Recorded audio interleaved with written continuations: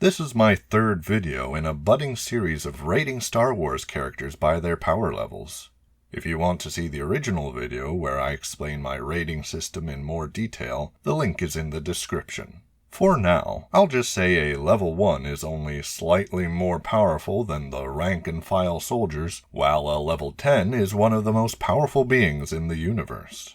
For this video, I'd like to go over the main characters and villains from Jedi Fallen Order and Jedi Survivor. Obviously, I'll have to update this list when the third game in the trilogy comes out, but here's what we have so far. Similar to my video on characters from The Mandalorian, most of the characters in this series are fairly closely rated. The power range that I'm covering with 10 levels is massive, so each level covers a large category.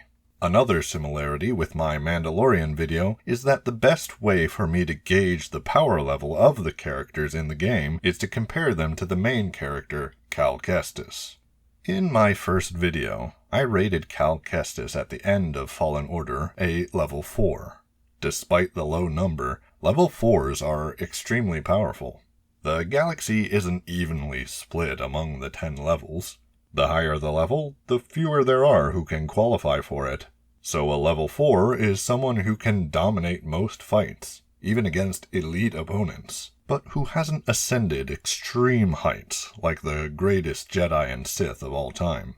I rate most of the Inquisitors at a level 4, so Cal being comparable to both the Ninth Sister and Trilla further solidifies his position as a level 4 by the end of Fallen Order.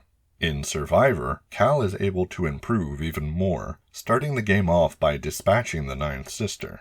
Yet, despite obviously being more powerful in the second game, it is rather difficult to measure how much more powerful considering his main opponent is Dagen Gara, someone without any clear power level.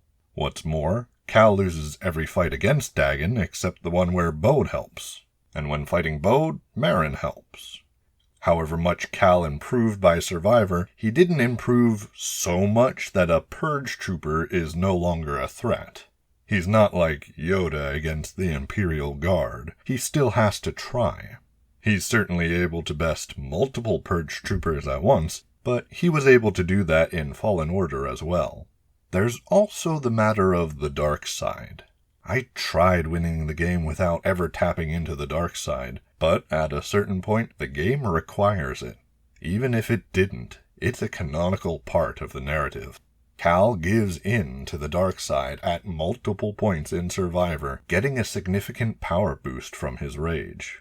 Luke does the same thing in The Return of the Jedi, yet I didn't count that towards his power rating, as it isn't typical of him. Perhaps the third in Cal's trilogy will tell us otherwise, but I don't think Cal's rage is going to be typical of him either. Considering this and that his training under Cere is over, I'm only going to bump Cal up one level for Jedi Survivor, saying he's a level 5 by the end of it. This is where I place Savage Opress and Boba Fett, so that seems about right as each of these warriors are exceptionally powerful and able to defeat even high-ranking Jedi. Thus, in Fallen Order, Cal works his way up to a level 4, and in Survivor, up to a level 5. Unfortunately, characters like Eno Cordova, Tarful, Jaro Tapal, and Saw Gerrera don't have enough in-game combat for me to rate them. We can get a bit more specific with the bounty hunters in the first and second game, but it seems appropriate to lump them all together somewhere spanning level 2 and 3. The first of the Haxian Brood's bounty hunters meet up with Cal in the first game before he is at full power. The game allows you to defeat most of them, but has a scripted moment where one of them does defeat you. Which of the bounty hunters is successful is entirely dependent on where you happen to be when the event is triggered, meaning there isn't a canonical answer as to which bounty hunter actually defeats Cal. They're all equally capable, meaning giving them different ratings isn't really possible.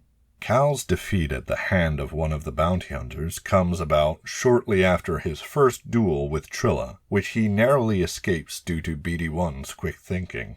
Cal still has much to learn at this point, and clearly can't contend with Trilla as he is able to later. Yet he's not so completely outmatched by Trilla as to be killed instantly in a duel. He can at least put up somewhat of a fight. As Cal is able to defeat any of the bounty hunters at this time, yet is also able to be defeated by any of them, they must be very comparable in power. I'd say this puts them at level 3, except for the commandos, since they double-team Cal, while the bounty droid and the bounty hunter do 1v1s, thus the commandos must be weaker, so I'll put them at level 2. In Jedi Survivor, the Haxion Brood's bounty attracts more hunters, yet none of these have a scripted victory over Cal. Considering Cal is much stronger at this time, this shouldn't be a surprise. He's outstripped even the best of them, so they can't hope to bring him in. Yet they're not so trivial as to be no challenge whatsoever. This seems to be consistent with their rating in Fallen Order, though perhaps the most powerful of them may be approaching level 4, considering Cal is now a 5. Similar to Mother Talzin, Mary is very situational in her power level. Her method of using the Force often centers around rituals, which often are dependent on time, location, and artifacts. One may be tempted to rate her very high, considering her first appearance, where she is able to raise an army of the dead. Yet, of course, this was on Dathomir, where she had as much prep time as she needed, and the bodies of her sisters readily available. At the end of their battle, Merrin also puts a quite definitive end to Taran Malicos. Yet, once again, this is on Dathomir, after he's been weakened by a lengthy duel. At no other point in either of the games is she able to do anything as impressive as these two feats. Merrin's set of abilities being so vastly different from what we typically see from the Force also makes her difficult to gauge. Is it impressive that she can teleport? Even Yoda and Sidious don't seem to have mastered that ability, yet she's certainly not on their level. Night Sisters simply have different abilities. Also, Merrin is a little combat shy. She only fights in one battle in Fallen Order, where she helps defeat Malicos, and even in this she does very little. We see much more in Survivor, where she has honed her skills to be more combat-focused. Yet even still, she's only in one boss fight, and, once again, does very little. We do get a bit of helpful information in one of the cutscenes with Bode, however, as we see Merrin is unable to break Bode's choke, something Cal is shown able to do even before he taps into his rage.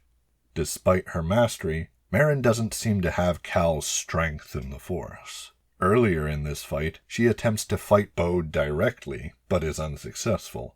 She then moves to strike him from the shadows, letting Cal do the face-to-face dueling.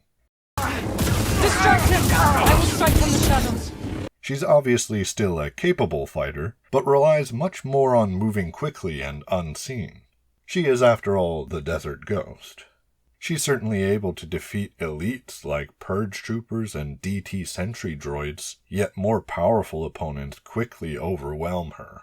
Considering the variety of powerful abilities Merrin displays, I want to rate her higher, but we never see her vanquishing any significant enemies herself. I'm sure this is more a product of game mechanics than anything else, so we'll likely see more impressive feats from her in the third installment, but as for right now, I think she's sitting quite comfortably at level 3, comparable to people like Sabine Wren and Bo-Katan.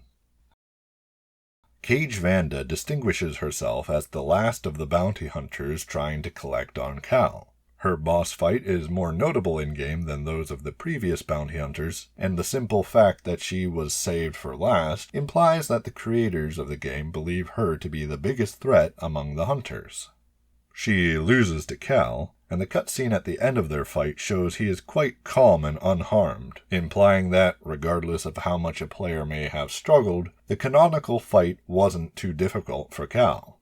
Cal also didn't want to kill her, whereas he had no restraints fighting the other hunters. Thus, even while holding back, Cal is able to confidently beat Caij, making me think she's a lower level 4 or even just a level 3. After all, her being saved for last could be for the emotional narrative, though mechanically she is tougher than the other hunters.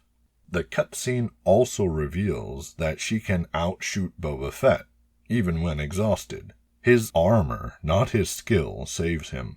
As Boba is a level 5, and Cal also seems to be a level 5, Caij being no trivial threat to either of them points to her being a level 4. The ninth sister seems to be one of the weaker Inquisitors. She is certainly weaker than Trilla. Even at the beginning of Survivor, I don't get the impression that ninth sister is now more powerful than Trilla was, as Cal is in complete control of their fight and wins without any seeming difficulty. Looking to Rebels, ninth sister has a better showing than eighth brother, I'm very popular, y'all! seeming to be more on par with seventh sister and fifth brother. She, as they, fulfills the role of secondary baddie. She's able to threaten, but not to outright defeat Cal.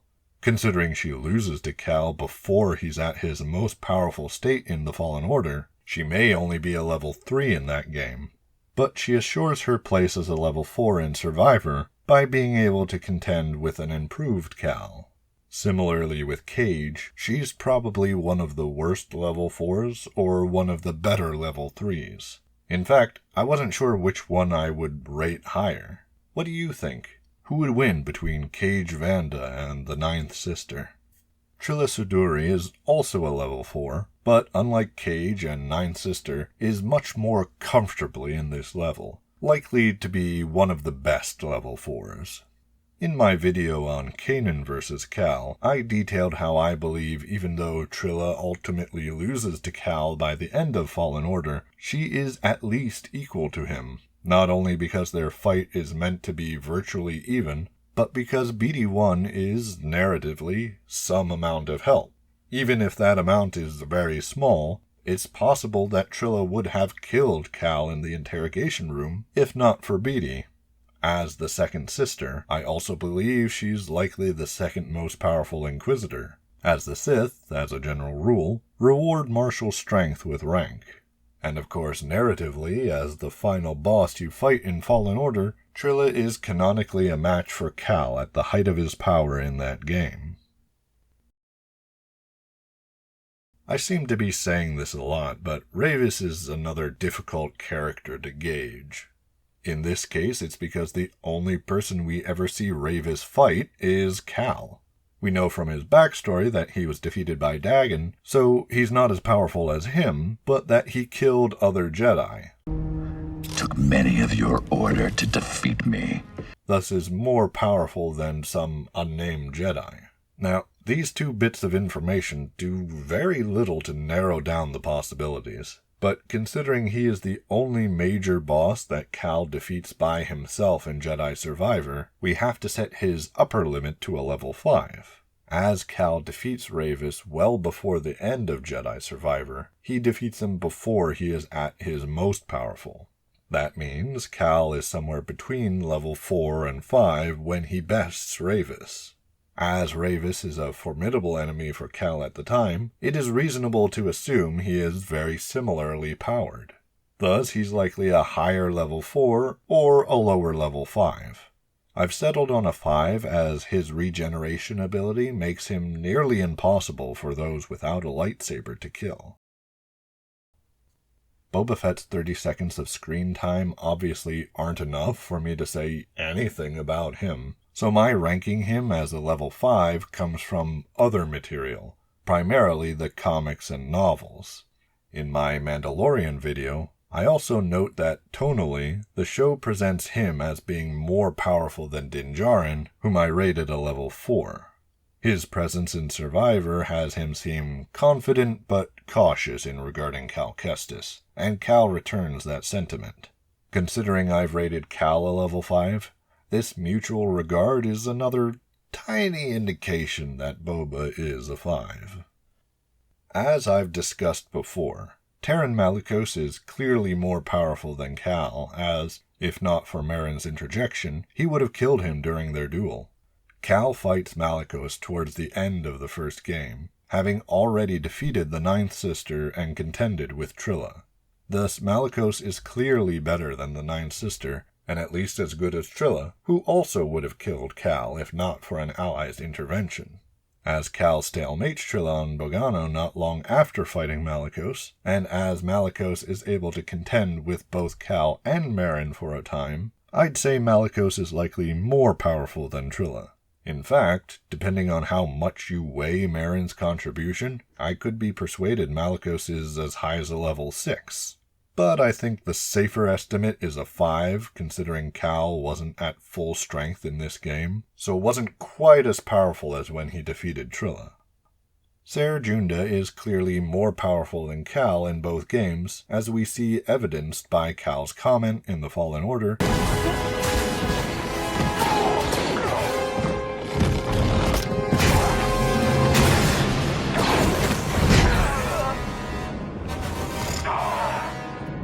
That was impressive. and in the invasion of Jedi in Survivor. While not explicitly stated in Survivor, the gameplay mechanics show that Cere's power exceeds Cal's, dealing substantially more damage and being able to cut through hordes of enemies with ease, much more like when Cal taps into his rage. The question then is, how much more powerful? We get 2 different answers from the 2 different games, as Darth Vader himself notes. You have grown stronger. First, in Fallen Order, we see Vader very dismissively dispatch Cere.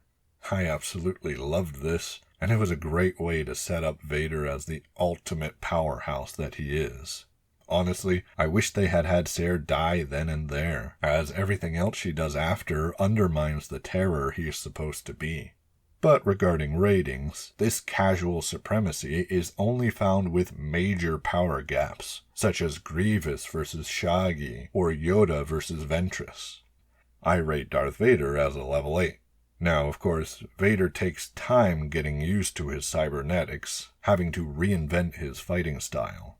As this game takes place in 14 BBY, he has only had his cybernetics for 5 years. He may still be on the clunky side, but he's far from being brand new to his limitations. Allowing for a sizable gap while still having her be more powerful than Fallen Order Cal would put Cere at level 5. When Cere returns, she taps into her rage and is able to use Force Crush on Vader to slow him, forcing him to actually try. At most, this is in line with Ahsoka and Luke, who are both able to contend with Vader while still only dealing superficial damage. As they're both level 6s, that would mean a rage-filled Cere would be a level 6, which aligns nicely with her being a 5 without her rage-induced boost. In Jedi Survivor, we have a rematch between these two, and they seem to be virtually even. Cere is just one slight slip-up away from killing the Chosen One. Even though victorious, the terror that is Darth Vader is made to limp away from his victory. That means Cere is on par with Darth Vader, making her one of the most powerful Jedi to ever live. I have to say, I was rather disappointed by this. There are too many characters being made who can rival Darth Vader. The whole point of his character is that he really can't be rivaled. A note to creators, it is okay to have your original characters to be absolutely obliterated in a fight. They don't have to be insanely powerful. This rematch between Cere and Vader takes place in 9 BBY. Meaning Vader has spent 10 years reworking his fighting style by hunting down Jedi. This also means this duel happens in the same year as his duel with Obi-Wan in the Kenobi show. So, a pretty rough year for Vader. I know Kenobi had to reconnect himself to the Force, but he had done that. He was himself again, and Cere had a very comparable result to him. Remember, Obi-Wan is one of the most powerful Jedi of his day, hailed by Mace Windu as the best Ceresu practitioner, and a member of the Jedi High Council, able to contend with Dooku and to best General Grievous. And Cere is suddenly just as powerful as he is. I don't mind powerful characters, but I don't want everyone to be among the most powerful beings in the galaxy. It stops making sense after a while. Not everyone can be the best of the best. My disappointments aside, that puts Cere at a level 7 at least, potentially a level 8. I'll settle at 7 because that is what I rate Obi-Wan in Revenge of the Sith, and I don't think he's more powerful in the Kenobi series than that. Darth Vader is not yet at the height of his power, so a level 7 going practically even with him makes some amount of sense. I give Bode Akuna a level 6 because he is able to best Cal at the end of the game. That is, Cal at his most powerful state so far. Not only does Cal need Merrin's help to contend with Bode, he must also tap into the dark side to beat him. That means even though Cal could defeat Trilla and Ravis in a 1v1, he couldn't defeat Bode. And even though Cal could defeat Malicos with Merrin's help, he still couldn't defeat Bode. Bode outperformed every other villain in this game series aside from Dagen Gara and Darth Vader. With that in mind, a level 6 may seem a little low. Maybe I'm just being too stingy. Perhaps he deserves a level 7. But similar to Cere, I'm uncomfortable with how powerful Bode seems to be. A level 6 is where I place Ahsoka and Luke. Is Bode really on their level? Is he really more powerful than they are? Looking to the material itself, Merrin doesn't contribute much to the fight, eventually leaving the fight altogether to save Kata. That means we don't get to see if Bode could have survived an extended fight with the both of them. Yet he's clearly more powerful than Cal, as Cal cannot defeat him without some form of help. So a 6, high level 6, or even a 7 for him. Dagen Gara gets a level 7 from me. Playing the game, I struggled more against a couple DT sentry droids than I ever did against Dagen Gara, usually beating him on my first try. It's not that I had the game on too easy a mode, because I certainly struggled with the game, just never with Dagen. I was caught somewhere between frustration and amusement as I heard his confident taunts as I'm obliterating his health bar without even touching my stims. Yet, the game means for Dagen to be a substantial threat who Cal repeatedly loses to. We can safely say that Dagen is canonically stronger than Cal, only defeated when Cal has help. Now, Cal doesn't need to tap into the dark side to defeat Dagen like he does when fighting Bode, so wouldn't that imply that Bode is more powerful than Dagen? Well, to counter that, Bode is obviously more powerful than Merrin, as already discussed, so would be able to offer better help than she would. Then again, Bode is clearly holding back, still hiding his true power. As Bode's priority is surviving with his daughter, he must have felt confident enough that they would win that he didn't reveal his powers. After all, if Dagen was about to kill him, do you really think Bode would let him just to keep his identity secret? So, however good Dagen was, he wasn't good enough to truly worry Bode. Narratively, I do get the impression that Dagen is more powerful than Bode. First, the duels surrounding Dagen present him as extremely dangerous, Ravis even laughing at the idea that Cal could contend with him. Second, Dagen is able to really rattle Bode during the fight, piercing through his mind with ease. Third, Bode's fight is narratively focused on feelings of betrayal, desperation, and rage. It's like a lesser version of Anakin and Obi-Wan's fight on Mustafar. Both of the fighters had tougher opponents, but this was the most personal duel they've ever had. We cannot say with any canonical confidence how much Bode helped versus how much Merrin helped, so I have to rely on narrative tonality. As I see it, Cal and Bode's fight was one of emotions, while Cal and Dagen's fight was one of skill, Cal needing to turn Dagen's own tricks against him to bring in the win. I'm fairly confident that the writers intended Dagen to be more powerful than Bode. What do you think? Would you make them the same level? Would you make Bode more powerful? Write your comments below. Darth Vader is typically a level 8 in my books. One could argue he's only a level 7 at the moment, still working through the difficulties of his new limitations. He's had 10 years and plenty of duels to refine his skills, so I'm rather hesitant to say a 7, maybe a higher 7 or lower 8. However you rate him, I think the tone clearly favors him as being more powerful than Dagen Gara. He is also the only character in the game series to remain undefeated. So there you have it. Those are my thoughts, but what are yours? Which boss fight did you have the easiest time with? Who would win between Dagen Gara and Ogdo Bogdo? Leave your thoughts in the comments below. But for now, that's all from me. Thanks for watching.